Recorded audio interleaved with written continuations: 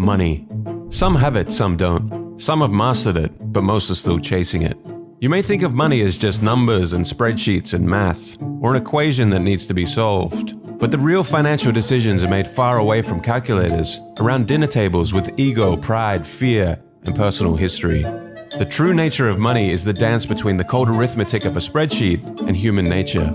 When it comes to money, we are complicated creatures, and financial success is not so much about how much you know, but how you behave. This video was inspired by Morgan Housel's amazing book, The Psychology of Money. Let's delve into the strange and human side of money.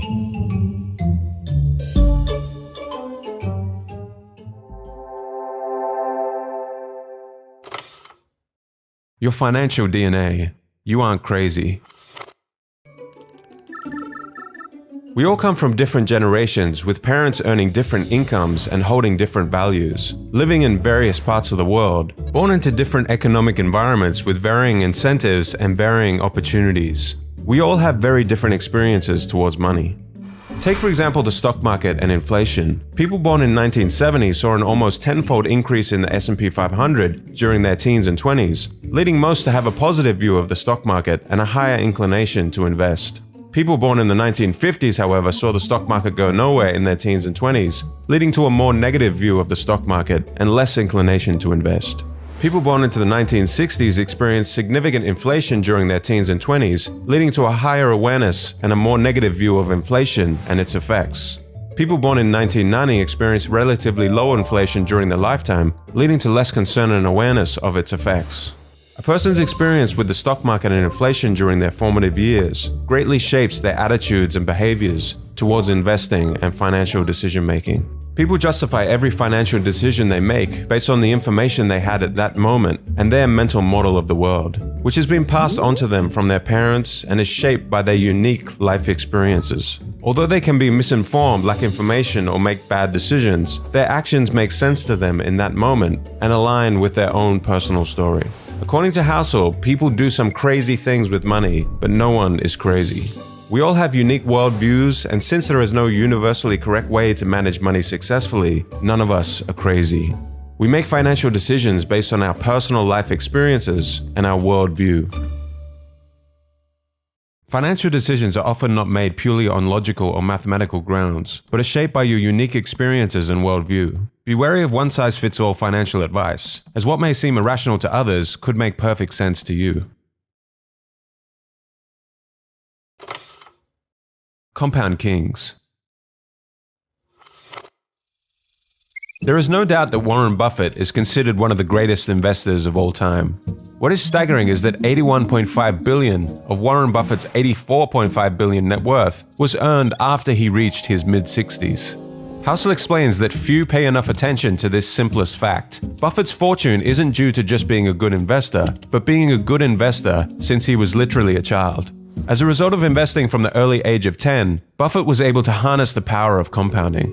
So what is compounding in a nutshell? Let's say you invest $1,000 at an interest rate of 8%. Your initial investment would earn you $80 after 1 year. If you compounded your total of $1,080 at 8% interest the next year, you would now earn $86.4. You've earned money on your initial investment as well as the interest you earned on the principal.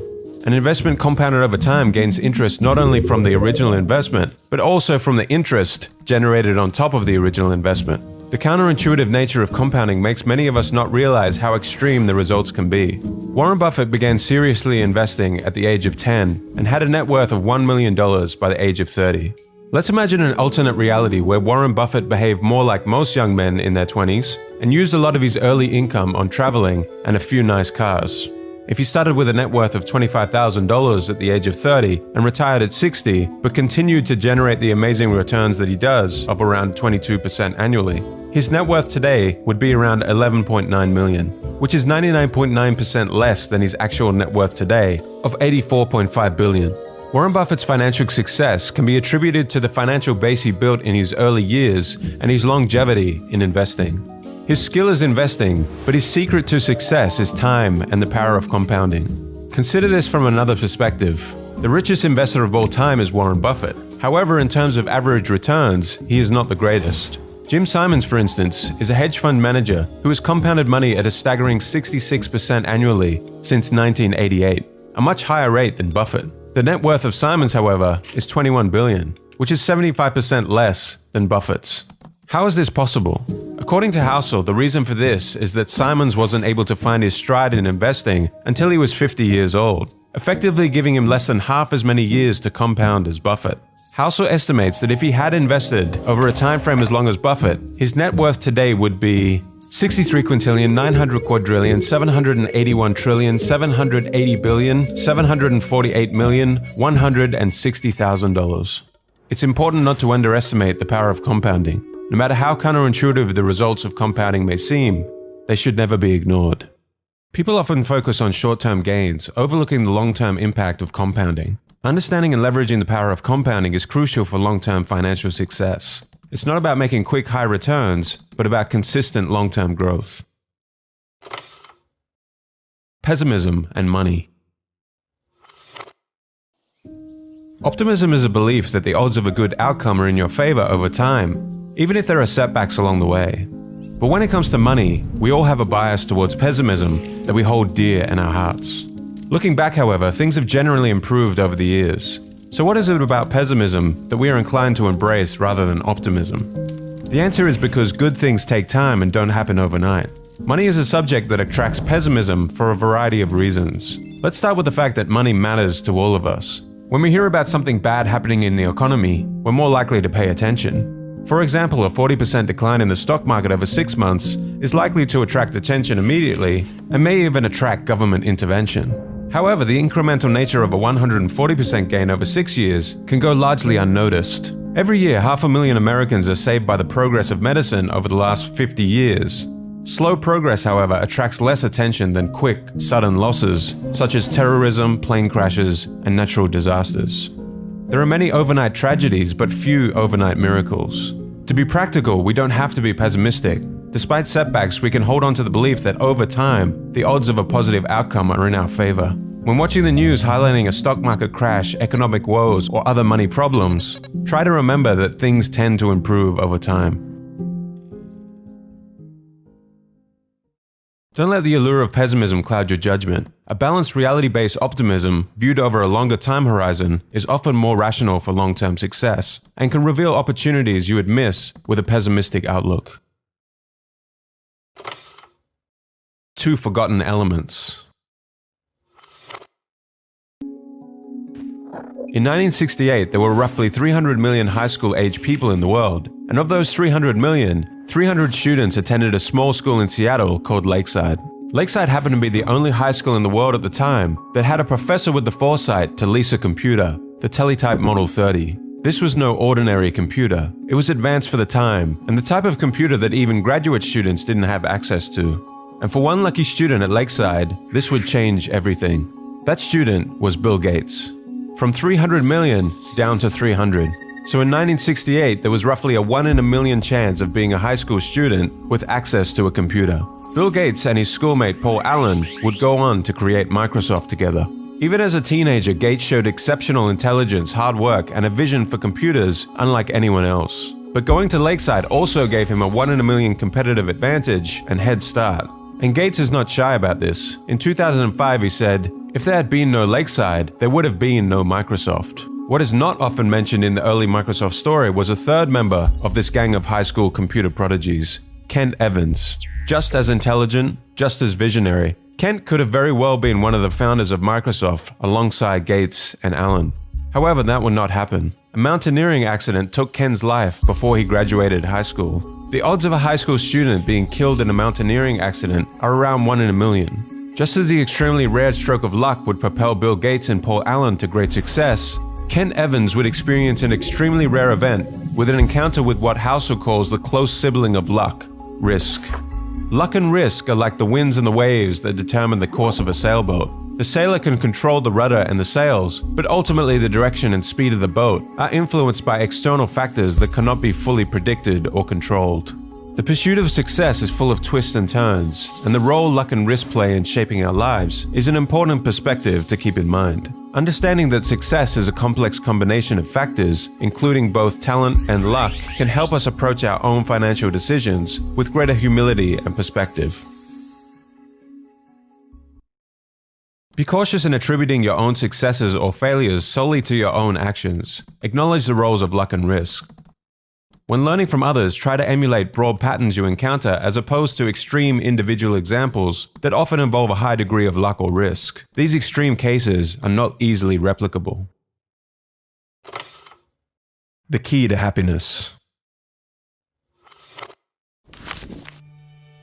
People want to become wealthier to make themselves happier, but according to Housel, the key to happiness is the ability to do what you want, when you want, with who you want, for as long as you want. The pursuit of material wealth has led to many people working harder and giving up more control over their time, despite being richer than ever before.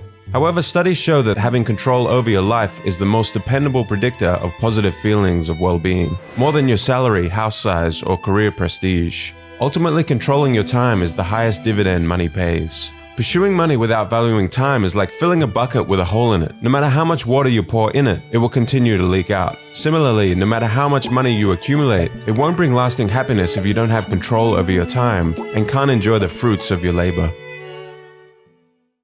Prioritize gaining control over your time when considering how to use or invest your money. The freedom to do what you want when you want is often more valuable than any material possession. Tail events.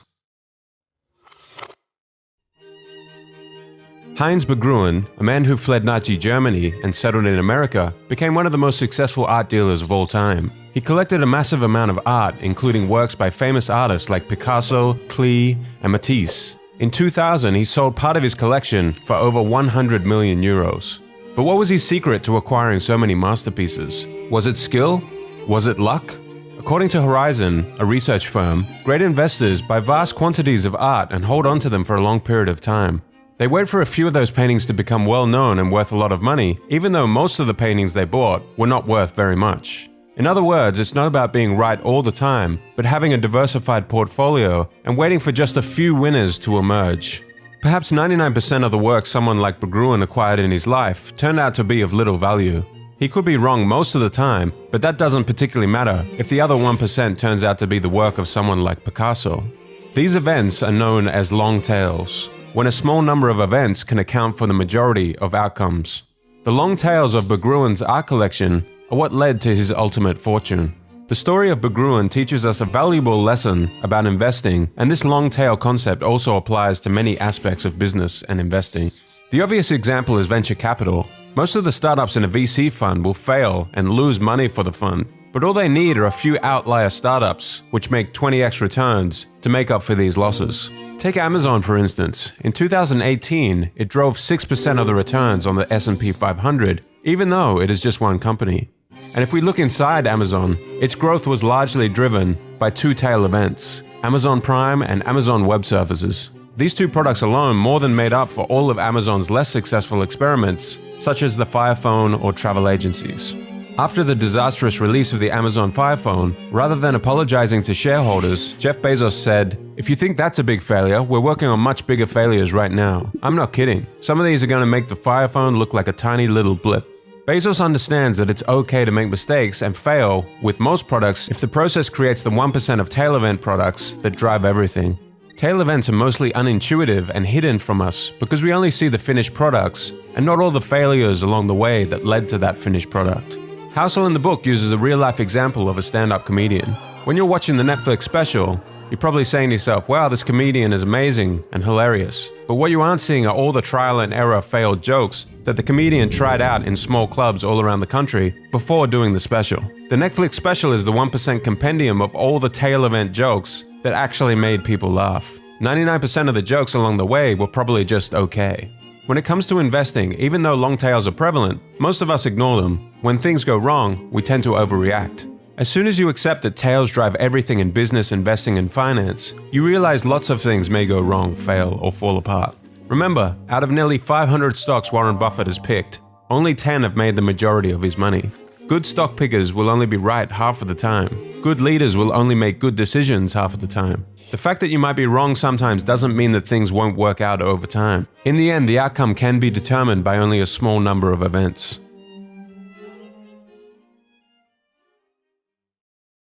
In investing in business, don't sweat frequent failures or average results. Success often hinges on a few major wins or tail events that outweigh your losses.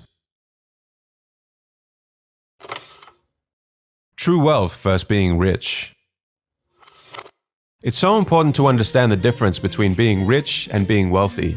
Richness is about your current income and the things that you own, while wealth is about the financial assets that you have yet to spend. True wealth isn't what you see, but what you don't. It's easy to assume that someone driving a Lamborghini is wealthy, but appearances can be deceiving. In reality, many individuals are living beyond their means and relying on debt to fund their flashy lifestyles. Wealth isn't about the cars you drive, the diamond rings, or the homes you own. It's about those financial assets that you have yet to spend. Accumulating wealth takes self-control and restraint. The diamonds, watches, and first-class upgrades that you decline all contribute to your overall wealth.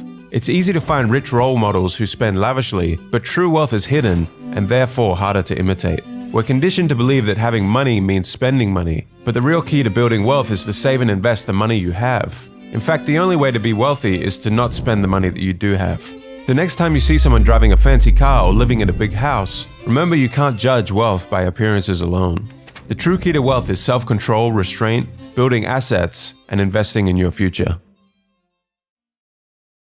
Aim for long-term financial security by accumulating valuable assets. Rather than equating wealth with material possessions like flashy cars and luxury goods, focus on building true wealth, not just the appearance of being rich. The real price. Imagine you're climbing a mountain with the goal of reaching the peak and admiring the amazing view. Maybe you will get sunshine that day, maybe rain. You may get lost, you may fall and injure yourself. The difficulty of the climb is not always apparent until you're in the thick of it. From the ground looking up, the path to take may seem obvious, but along the way you will certainly need to reassess and change your path to the peak. You are under no illusion, however, that there will be some golden escalator that will safely take you to the peak. You understand before the climb that this uncertainty and risk is just the price you have to pay to get to the top. But when it comes to investing in the stock market, many people think they can avoid the uncertainty and risk and get something for nothing. Housel likens the stock market to getting a new car. If you want to get a new car, you have three options. You can buy a new car, buy a used one, or you can steal one. The new car is a higher price, but the reward is greater. Think of the new car like aiming for 12% returns from the stock market. The used car is cheaper, but also comes with less reward. The used car is a much safer investment, but only returns 4% per year. Stealing a car is like trying to get something for nothing. 99% of people would avoid stealing the car because the consequences outweigh the benefits. However, when it comes to the stock market, people seem to be under the impression that they can take option 3 and steal from the market. They try all kinds of tricks and strategies to get good market returns without paying the price, attempting to sell right before the dip or buy before a boom. Consider, for example, wanting to earn an 11% return over 30 years in preparation for your retirement. From 1950 to 2019, the Dow Jones Industrial Average has returned about 11% per year. Over those 69 years, however, of course, there have been many high highs and low lows.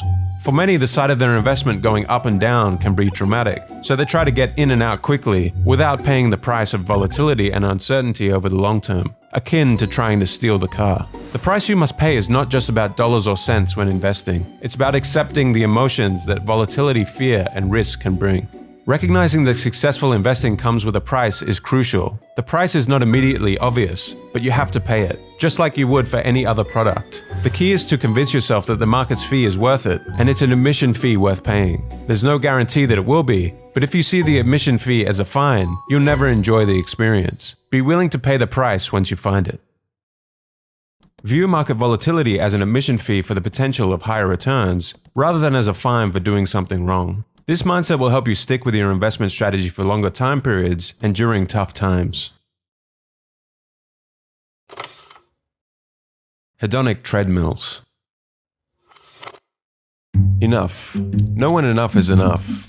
Become familiar with the concept of hedonic adaptation, or the hedonic treadmill. Every time you hit the goal, you keep moving the goalpost further ahead. You need only look at the demise of Bernie Madoff and Gupta, two men who already had everything and were ultra wealthy, but all the money in the world would never have been enough, both resorting to crime to make even more money.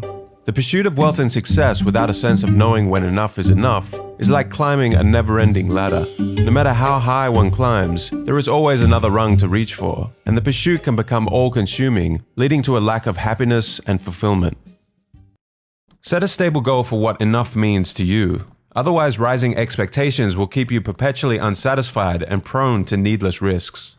Be aware of the pitfalls of social comparison. Instead of endlessly comparing yourself to others, focus on what truly brings you happiness and fulfillment.